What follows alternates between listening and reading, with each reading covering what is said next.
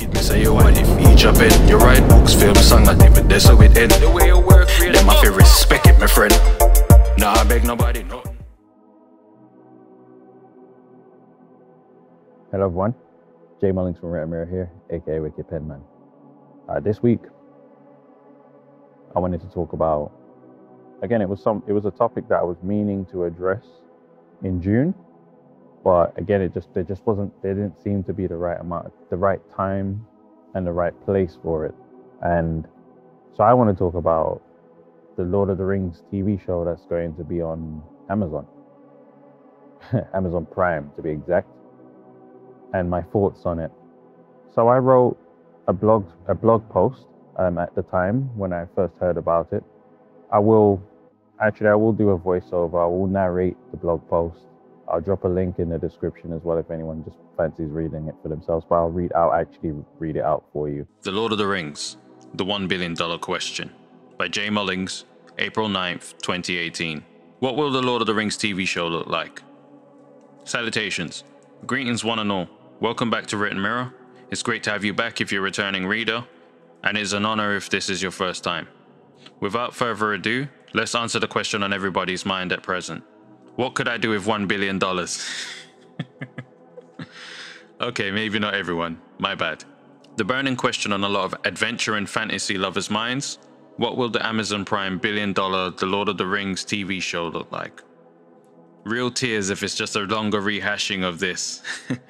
I'll put up screenshots of the article so you can see what I'm referring to. But it's basically the 1978 animation version, or animated version. But I'm saying that the new show must and has to break new live-action ground. What do we know about the new show? It's reported to be the most expensive series in history. Let's put the $1 billion budget in perspective. The worldwide profits of the entire Lord of the Rings franchise total just over $2 billion. A TV show amounting to half of what the entire franchise has grossed so far. Amazon Prime better start putting dollar signs in its logo for Amazon original TV series. On top of that, production must start within 2 years. The rights were acquired for approximately $250 million. Small change, am I right? The budget for production is rumored to be in the region of $750 million US. This includes actors, writers, directors, special effects, editors, music, advertising, marketing, etc. What could possibly go wrong?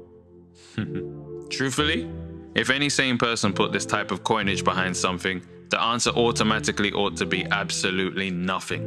No plot holes, no convenient eagles, no stone left unturned, and not even a pixel out of place in the effects. The location should be excellent, the music pristine, and the casting absolutely perfect. In memory of the fallen. However, in the televisual landscape, every show constructed to chip away at the Game of Thrones, in brackets GOT core audience, and again in brackets you'll have fantasy, adventure, historical drama fans. Despite a few being very well made, they all seem to share traits.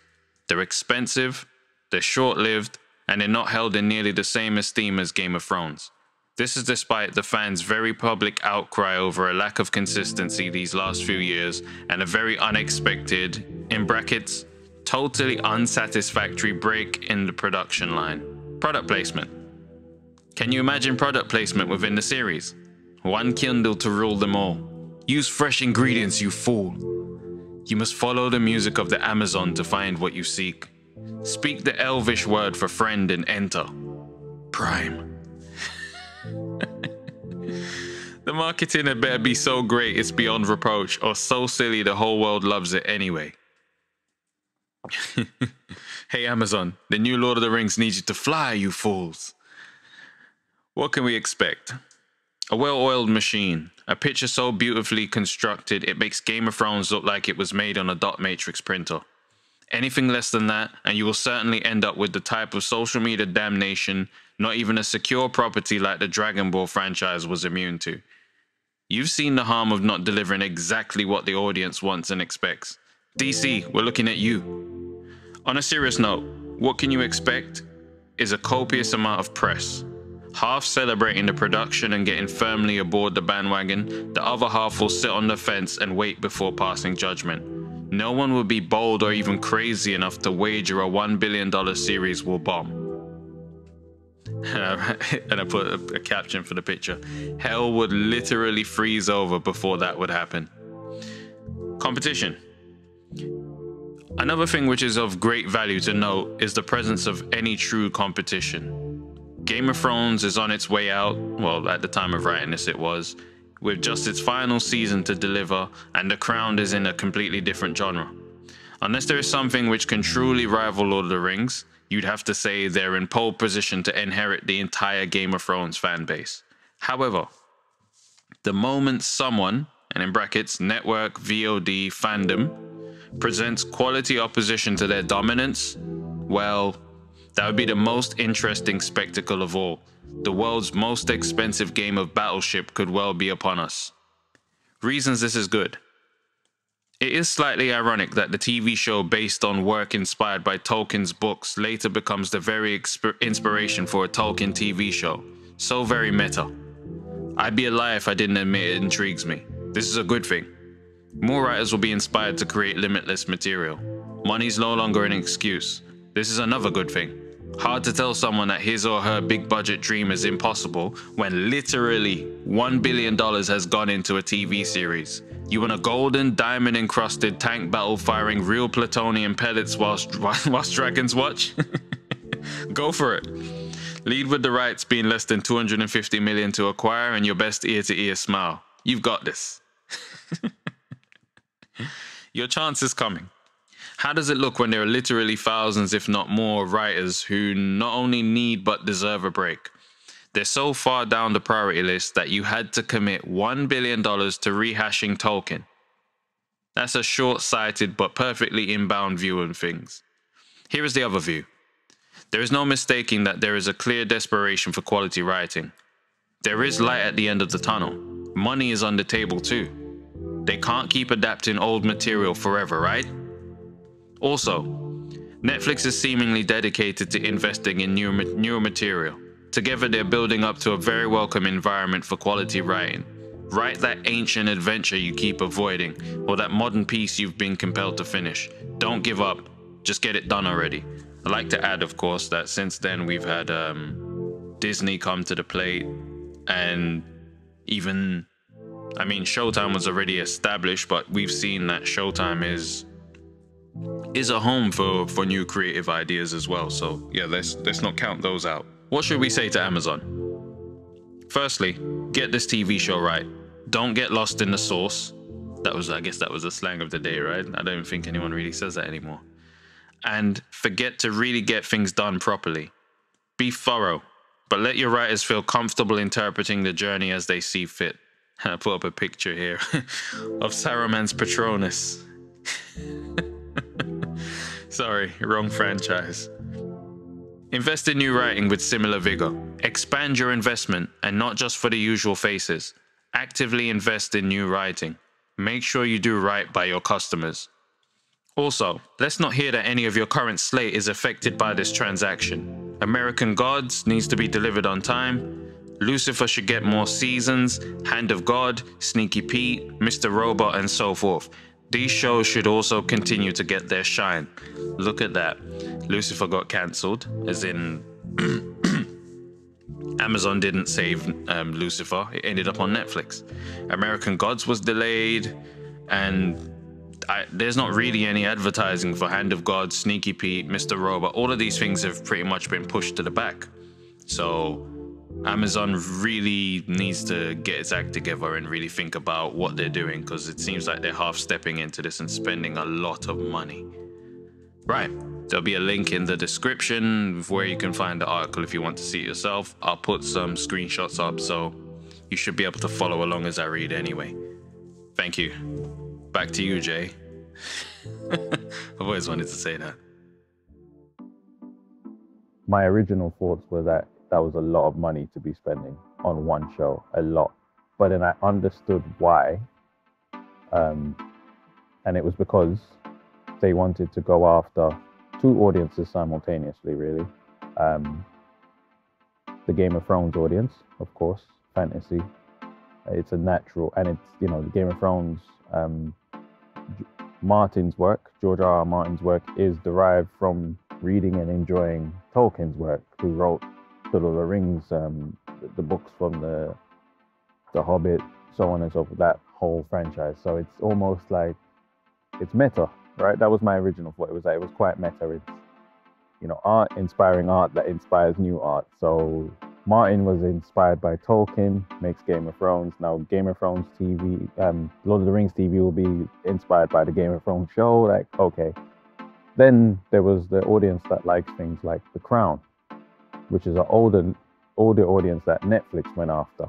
So when they commissioned The Crown, made it the most expensive TV show in history. I think is it the per episode spend, or is it just I think it was the highest. Anyway, it costed a lot. So Amazon wanted to make a statement, and I get it. They wanted to blow that out of the water, but $1 billion on one show. And then to put that in perspective, especially if you're from the UK, you've heard the BBC announce 100 million over 3 years to transform, you know, the shape of television and how things are depicted, and, you know, become a more pluralistic content platform for the next 100 years. But they're concentrating that 100 million investment over 3 years. So imagine what could have happened with $1 billion. And this was a conversation I also had with friends and stuff. And I was like, look, if Amazon really cared, they could have transformed the entire film industry with $1 billion. You create a new industry. You could have empowered indie creators. You could have found brand new. You could have funded so many projects, so many filmmakers. You could have created so much content. You could have made Amazon Prime the go-to place if you want to support new, great visionaries. And they didn't do that. They went for what they feel to be safe, and look at everything that's happening in production on things that had to stop. And the way productions are going to happen unfold going forwards are going to be quite different, at least for the immediate future. Then obviously I'm guessing people get to a point where they just do whatever, right? Because, oh, well, you know, there's this amount of evidence that we won't get sick, so let's do this. But yeah, and that show has seemed to be doomed ever since. So much bad luck. Directors pulling out. I think a couple of the actors who were supposed to be in it have died. So it just seems there's like a huge cloud over this, and they have to pull it off by a certain amount of time, otherwise they lose the rights. So yeah, Mr. Bezos, I know you got money to burn, but $1 billion, bro. You could have done a lot more than one TV show with that. Yeah. But at the same time, I'm interested in seeing it and seeing if they can make something that's better than, you know, let's say the first 4.5, 5 seasons of Game of Thrones. After that, it kind of went off the boil. But it'll be interesting to see what they can create. But then I was making jokes as well, saying I'm hoping they do lots of funny commercials based off it. Like, you got to really squeeze the juice out of that, out of that property, boy. Gandalf saying, "Prime, you fools!" Like, yeah, I was just talking about like the way they're gonna have to you're gonna have to use that as your main content piece forever.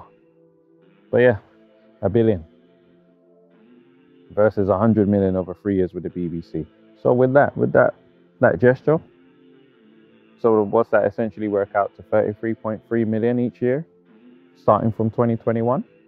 Again, we'll have to see what you can do quite a bit with that, for sure. And a lot of it will be, as well, I guess, the part of the remit is that they go out and meet people who can create future content, right? They meet people who have ideas. They remove the barriers to getting to a decision maker.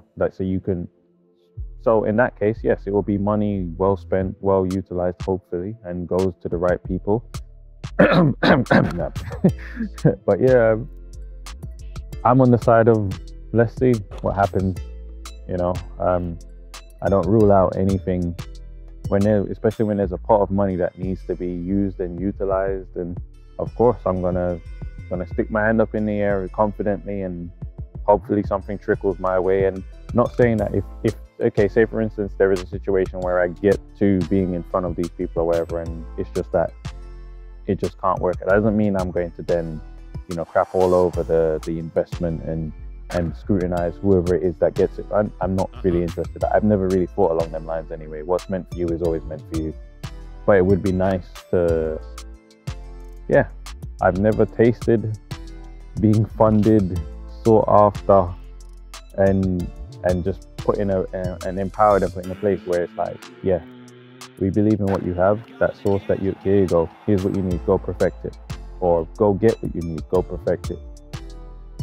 So we can only but see. We can only but see, and it's well overdue in the UK, well overdue. And America will benefit as well, because BBC America they export a lot of content that comes out of the BBC. So, you know, I'm sure people will take to some of what we have to offer over here, and yeah, I'm optimistic, or at least I'm hoping not to be disappointed. Let's put it that way. I'm hoping this is something that's genuine, something that people can access, and that, you know, the right people get blessed with this opportunity. If not, then boy, it was all reactionary as a response to what was going on at the time, and it was an emotional response, or trying to elicit an emotional response, and it was manipulative, this and that. But I don't even want to go down that route of thinking like that, because the BBC knows it has problems. They know this. You know, the numbers are there, the data is there, and I know they're slated to report to, I think it's Diamond or whatever, but that all that reporting and all of that stuff and quotas and these things are, again, they don't tell the true story of what it's like to work somewhere or work under people. You can have numbers that back whatever it is that you want to present all day long. That doesn't necessarily mean that the culture has changed. So I'm hoping genuinely that, you know, it's not a smoke screen, it's not trying to con the public, it's the real deal. That's all I can hope for. Yeah, the wind is really, really picking up around here, but again, it's nice to be outside. I don't know when again I'll be able to be in a playground where there's no kids, but yeah, for the time being, it's been good. And got some drone footage to come. Good things. Please like, comment, subscribe. You already know what it is. J Mullings, Written Mirror, and I'm out.